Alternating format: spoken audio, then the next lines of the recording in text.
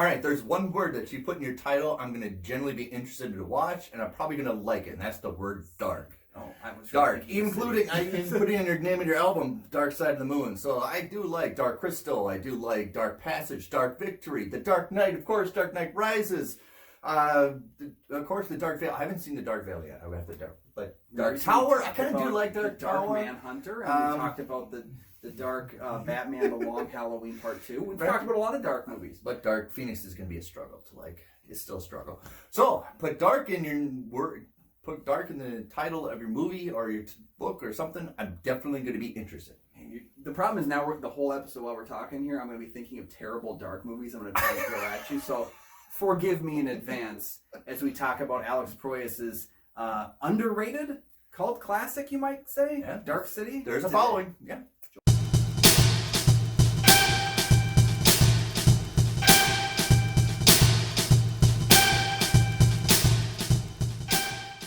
Welcome back to the show. I'm one of your hosts, Kyle Goethe from GoatFilmReviews.com. I'm Nick from the St. Paul Filmcast, and thanks for watching. Check out our Patreon options down below for some great deals and to tell us what to do. You can also follow the show on Twitter and Instagram. Today we're going to talk about a cult movie from the 90s that predated The Matrix. Yeah, so we're talking Dark City from director Alex Proyas. When John Murdoch awakens in a tub with no memory of his past and the realization that he's wanted for murder, he must elude police forces and a group of strange, pale-faced individuals. I see what you did. As he questions his very environment in a city with no daylight and buildings that move periodically. So definitely, if you went to film school, you had to watch Metropolis. You obviously know about Blade Runner, and of course, this movie actually predates The Truman Show. Those three movies, if you combine it, you'll get Dark City. That's interesting because so many people talk about it as like The Matrix. I thought it was actually after The Matrix. I learned today it was before The Matrix, but it was right about that time. People always compare it to The Matrix, and I see the elements of that.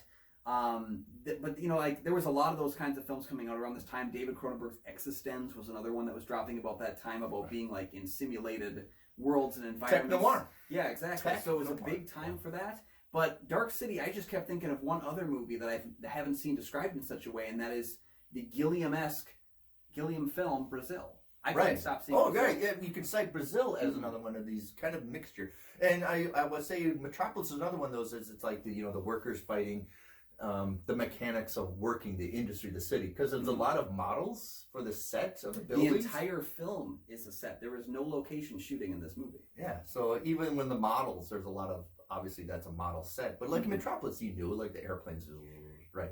So obviously, and clock was a big deal for Metropolis. So even on the cover, I mean, when we put the cover of the guy working the machine as a clock, is definitely emphasis of Metropolis. I would say Alex Proyas is Greek. He's from Australia. But ancient Greek, they have really the fears in a lot of the stories that you know about mythology of ancient Greek was the fear that your offspring is going to supersede you. So they're going to be better than you. There's a lot of that. I mean, like Zeus far exceeded his father Cronus. So a lot of those stories of you exceed beyond, your father, your heritage, but also monotony. Doing the same things over and over and over again. A lot of hell. Even I think in Hades, the person in hell just push up a boulder. Hell is repetition. Repetition, right? Yeah. And also another thing in Greek mythology, there's a fear of not minding your surroundings and not knowing where you are. So I think that all plays in here. Yeah, you can see Proyas's interest in the mythology aspects of that very much. So I mean, even the much maligned film he did recently, Gods of Egypt. Like, you can see that the mythology has had a toll on his ability to tell stories. He kind of claims that it wasn't at the forefront of his mind when he, kind of came up with the idea. In fact, he came up with this while working on The Crow with Brandon Lee. He discussed with Brandon Lee during their, lunches, projects that they both were excited about. So one wonder if Brandon Lee was still alive at the time, would he have been our lead character? Could have been, right. But I really think Proyas takes a lot from The Crow to this film. He gets a lot of the same kind of visual aesthetic, and then he kind of mixes and intermingles a lot of different ideas. Again, most of filmmaking and most of storytelling is taking things you like that previous people have done and melding it in a different way. Definitely this. Yeah, this film, especially with The Strangers, which has one of my favorite little appearances from Richard O'Brien, who was riffraff in the Rocky Horror Picture Show and wrote the Rocky Horror Picture Show and its follow-up Shock Treatment. He appears as Mr. Hand, I believe Mr. Hand, one of the strangers, kind of the main one that we're following the whole film. And in fact, the strangers were based on his character riffraff from Rocky Horror. They wanted to be kind of this otherworldly mechanics, if you will, that were all designed to be basically like, you know, clockwork, you know, and kind of working their way through it. So it's really interesting that it kind of came full circle, and he was able to base a group of characters on this character and cast the very actor that embodied them. I think it's great. So a lot of the 90s, and we talked about this tech noir, so technology with the noir, and this is definitely, a lot of people said Matrix definitely peaked with this, but this is like another evolutionary step of where we're going to go with this, because you have like Strange Days, 13th Floor, Johnny Mnemonic, and all those, like a lot of tech noir films. And definitely, we're going to go overtly noir with this. One of the tricks I learned about this, cinematographer, I can't remember, I have it in my notes, but the intentional, you know, when you do make a movie, you look for moles when you do lighting. Mm-hmm. Like there's moles we call like a blotch. Like, oh, we get that mole out, there's a little dot in there. That's them on this show. Yeah, we have them on this show. But they intentionally put moles in this because it's so dark. They're like they keep the moles in there. Like there's a blemish, but it's so dark, like, all right, keep it, because it somehow works, keep the lighting. So there's a lot of mistake lighting, but it's so effective because it's so dark movie. Yeah, well, Darius Wolski, who shot this film and had also done The Martian, News of the World recently, very capable cinematographer who's, again, able to play in a lot of different realms. And working with Alex Proyas here, able to craft something a little bit different. The film has this fake vibe around it. Like, the environments are very simulated and weird, and knowing that there was no location shooting, that everything was a set, is kind of this thing where you replay the movie in your mind and you're like, how did they do that? How did they pull that off? And having the ability to work with the set like that and be able to manipulate it, much like the strangers manipulating the city, give you kind of a little bit more free reign to play around. And I think that's definitely a visually at play here. In fact, so many shots, like our opening shot of Rufus Sewell's character, John, waking up in the bathtub, and the lamp is swinging, going at it from above to show the lamp swinging, like as if you're ethereally outside the room, and then to be able to come back to that shot later on in the film and replay it as we get our answers. That's a really cool idea. Because I like the effect, because the first time you watch it, you go, somebody was there. Mm-hmm. Yeah. Even you just have the little trinkets and props and everything around, but you realize that somebody was there. See, and I was trying to M. Night Shyamalan that piece, where I was like, maybe he hit his head and tumbled into the bath. Like, I was working through all these like ideas in my head. Maybe the person who was there was him. Maybe it was this. Maybe it was that. I was trying to figure out like the mystery earlier than I was. And what's fun about it is that it kind of plays itself as a mystery that's got a whole lot more going on. You know, it kind of feels like a Chinatown-esque mystery, because the mystery is not important. It's the revelation, and it's what that changes about the character, you know? Right. So, you know, there's a lot of selective great camera choices, because you know, it is like a fish out of water.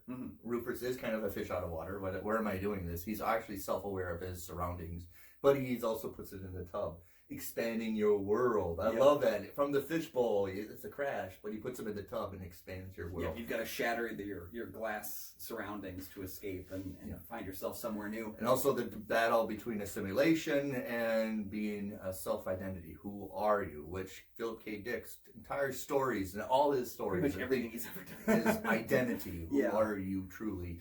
I still enjoy this movie, and it didn't get a lot of. It's kind of a cult swelling. Well, and part of that, I will say, I don't know, Nick, did you watch the theatrical cut or the director's cut of this film? The director's cut. Okay, because I went and looked back at some of the variations between the two after watching. I watched the director's cut. I had both versions, and I looked online, and everyone said, watch the director's cut. Yeah. The theatrical cut of the film opens with a narration that essentially gives you every major reveal at the beginning of the film. And I feel like that was a forced decision from New Line. It's noted now that they forced Proyas to make the film more understandable. And what's so weird about that is that the film is not that complex. I mean, in its basic story, it is not that complex. It's really not. It's like The Matrix. It's not a complex story. The story is you can go deep if you want, right? And so that's what's so frustrating, is that people watching the film probably just could not get past the fact that it was being spoon-fed to them. And maybe that was kind of a problem with the film too. I know there was a lot of things that test audiences did not like in the film, that were removed, reshaped. And what's funny is those are some of the parts now that I thought were the most exciting and entertaining. So it's kind of a case where maybe the test audiences were not the right kind of way to go about this. And the idea of studioizing a film kind of takes away some of that heart. Because I think the director's cut, everything changed is a better change. Yeah, because I think in the director cut, you see behind the strangers what really is going on with them. Yeah, when you get a lot more time with them. Yeah, more and time I think with them. that's what's entertaining. That's what's cool. I want to find out about them. So. Right, because in the original cut, I think you only see the strangers for a few minutes. Yeah, and we keep cutting back to them in this other version. Yeah, but I like the little boy stranger. He's fun. Oh, it's creepy. It's creepy. It's so terrifying. Okay, William Hurt is in this movie, and he does his best Philip Marlowe that he could possibly do. Of course, when you do noirs, you're going to have a detective in your story. And he does this, I think he doesn't really, I don't know, William Hurt seems like he maybe needs that extra push to be aware. Maybe he does know he's in the story or not. Obviously, his partner did. William Hurt's character is so interesting in the film because he's kind of the stock character. Like, he is a stock character that's stock for a reason, right? And it doesn't take away from his entertainment value. What's interesting about him is he reminds me a lot of his character in Wim Wenders' Until the End of the World, that like 5-hour-long Wim Wenders film. But he's like the barometer, I always call it my barometer character. Like when he finally gets it, the whole audience realizes, oh. Or he knows it's a mystery, so we know it's a mystery. And I think it's funny because he's really the lesser of two evils. There's a great, like, as the beginning of the film goes on, Rufus Sewell's character, John, is running away from him, but he's also running from the strangers, but he's also running from his wife. And there's that good twist moment where he's running away from the strangers, he sees the car with those two, and he's like, better. And he like jumps in. Right, that's a good character motivator, if you will, where it's like, you know, the enemy of my enemy is my friend. He's forced to work alongside with him. It makes it more engaging because they both really aren't on the same side until our revelations come through. Yeah, and it's all like the metaphor of the whole world's asleep, but not you. Mm-hmm. That whole, which is kind of the catalyst of what we call woke college. Yeah, woke culture. But talking about Murdoch as a character, this is a hindsight situation. But Rufus Sewell has so much in his career been associated with an antagonistic role in so many films. Right, The Knight's Tale. Yeah, Knight's Tale. If you saw Old this year, he was fairly antagonistic in that film. Most of the time I see him in film, I'm thinking of him antagonistically. Right, I remember the first time watching this, like, he's going to go bad guy.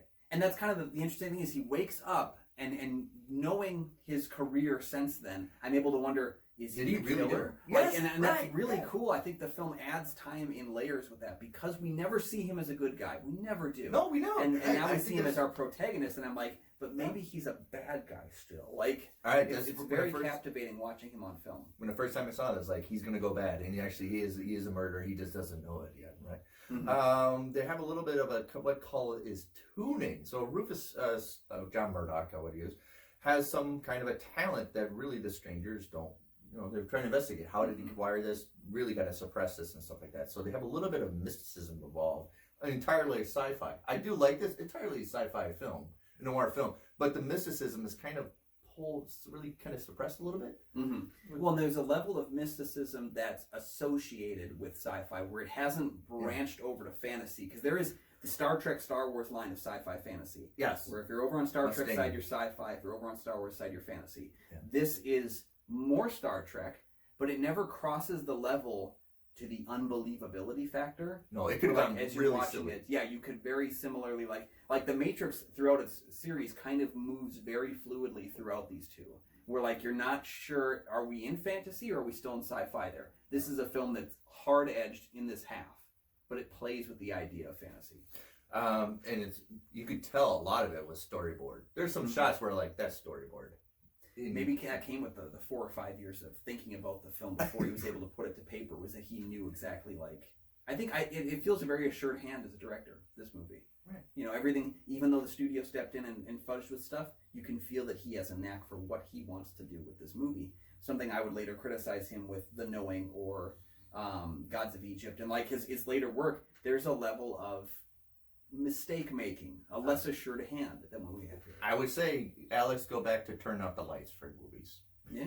To really go back to being dark. Well, and he's revisited the world of Dark City. He actually made a short film that came out this year called Master of the Evil Apparition. Oh, I want to watch it. Okay. Or Mask of the Evil Apparition. I wrote it down. I did not find a copy of it immediately. Maybe it's not like available widely right now, but it came. He premiered it this year. He's working on a series follow-up to Dark City. So he's definitely got some ideas.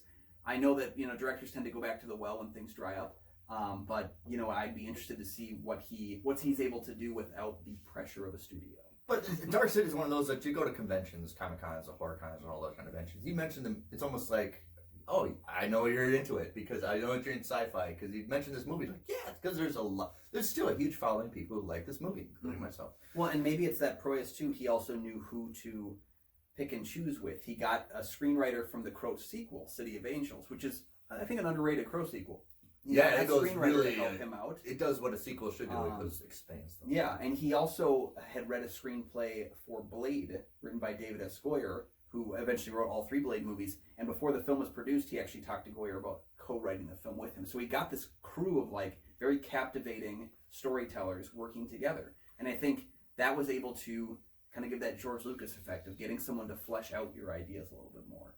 Right.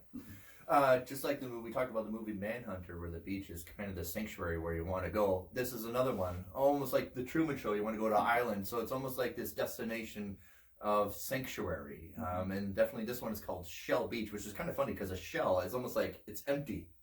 Shell is empty, right? Encasing, there's really nothing there. I kept waiting for a character named Shelby to show up. I thought maybe that was the clue I was missing, was a character named Shelby. I like the unattainable aspect of the only light in his life being something that's out of reach. Yeah. And the philosophical questions that lighting tells in the story too. When he's captured by William Hurt's character and he asks him, when was the last time you did something during the daytime? And I started to wrap my head around the 40-hour work week and the people being used as cogs in the machine and not being able to enjoy your life until it's dark outside. Your freedom is connected to the darkness because you spend all of your waking moments working hard for others. Right, yeah, definitely like Metropolis. I was going to go to another point, but yeah, so you have to bright, but it's like a destination. That's why you can maintain and keep it dark. Oh yeah. Another aspect is Jennifer Connelly is perfectly cast. I think she was born to do these kind of movies. How many Connollys have we talked about here? We with Rocketeer and Phenomena. Right. We're gonna keep going. Keep going. Might have to even go darker with Requiem for a Dream. But here, I think it's like when I first saw it, I was like, of course she's in this movie. She's just perfectly for this movie. When you watch her in the movie, I realize that she fits well. And I think part of it is that she has a level of grace and innocence to her, especially pre-Requiem. There's a certain naive that she does. Yeah. And because that she's a character we don't understand, we're not sure if we should trust her or not. We've got kind of a total recall situation of who can we trust, who can we not. Yep.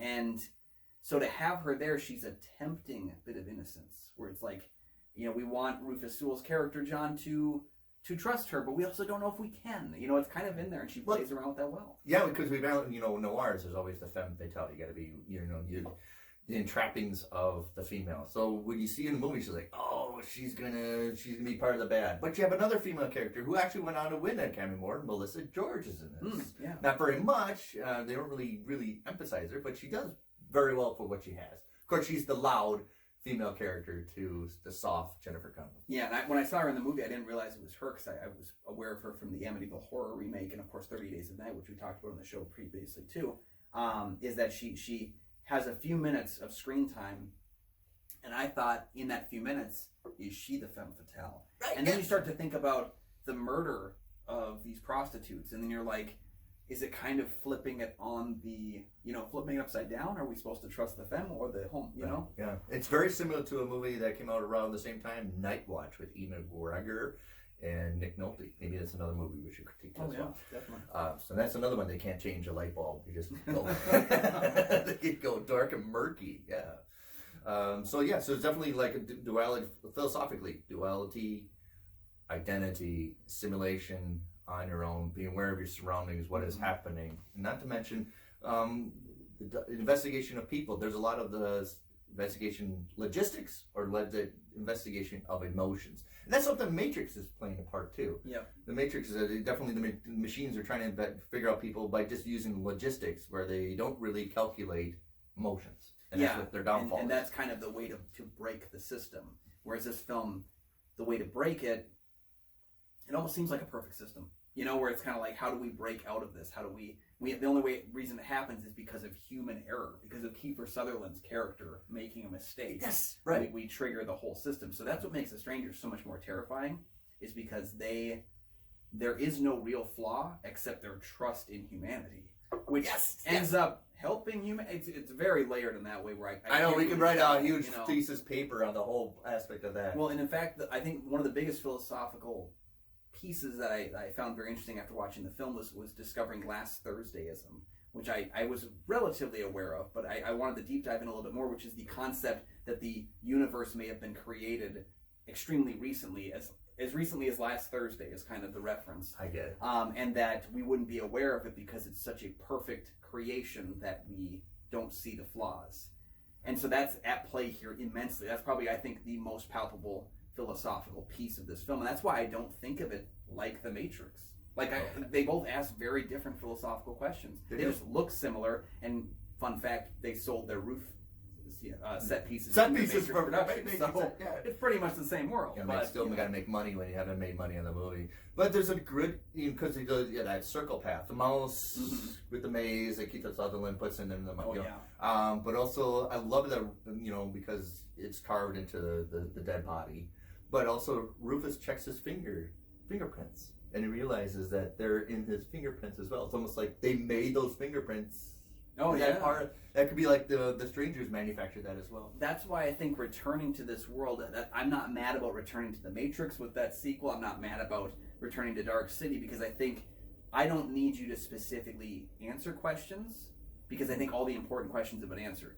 But I wouldn't mind you asking more and building upon, and kind of playing around with the universe, because we really didn't get a too big of a sense in this movie. This movie is a very, again, simplistic story, much like the original Matrix. Yeah, it moves slow, but it's really like for 90 minutes. Right? Yeah, and the Matrix sequels for me are the ones that I felt expanded the world enough where I wanted to see, where are we going? What is this all about? Like, I asked more questions with those faults. That's why I kind of want to see where this one goes. Yeah, I really do like this movie. I'm gonna be part of the people that appreciate it. I'm the follower of Dark City. I immensely enjoyed the film. I don't know if I've been won over to perfect status or anything like that, but it's one I want to revisit.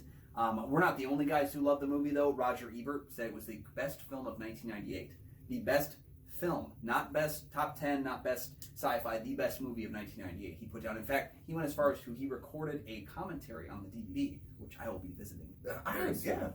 It's one of those that it was a Nick pick on the shelf in the video store, and people just kind of poo-pooed it. I think the cover kind of doesn't really sell it very well. They think it's going to be like a horror movie. See, and I thought it was a horror movie. Like, that's kind of... It's the wrong cover for it. Yeah, I think it doesn't deal in horror as much. There's horrific elements. There's horrific bits and pieces, but it's not a horror movie. And the revelations of the film kind of take away the horror aspect of it. Right. If you title the movie Dark City, put a city on the cover of your movie, right? Yeah. That's true. Right. So, yeah, I think the cover kind of steered people away, but it definitely has attraction. People like to talk about it, and it's one of those like, oh, you like The Matrix, you'll like this movie, even though it preludes The Matrix. Yeah, definitely. If like I said, when people compare Existenz and this film and The Matrix together, I would say this is not as good as The Matrix, but it's supremely better than Existenz, which I'm not really big on. So, in that kind of realm of those three movies that all came out relatively similar, I do think it's a worthy film to check out if you missed it. By all means, please check out the director's cut, because I think it expands upon the most interesting elements of the film, which might have been the reason why so many people were turned off by the theatrical cut. Before we go to another emphasis, I think is like Dune, not doing bucking the program system like Jessica did with Paul being born, as well disdain for water. So there's a lot of elements I think for Dune as well for sci-fi. But yeah, definitely check it out. What do you think of it? Yeah, have you seen Dark City from 1998 from director Alex Proyas? God, you got to, man. Let us know down in the comment section below what your thoughts are on the film. Do you think it's better than The Matrix? I know some people that do. I want to hear your argument. Let us know down in the comments, and while you're down there, like Nick pointed out, don't forget to like, subscribe, share the video, check out the Patreon deals. So many great deals down there, so much exclusive content down on the Patreon as well. You can join some of our patrons like Brian Eggert and be a part of the new content that's always available on that Patreon. And until next time, you can always find my videos on GoFromTheViews.com. I'm Nick from the St. Paul Filmcast, a podcast you can find anywhere.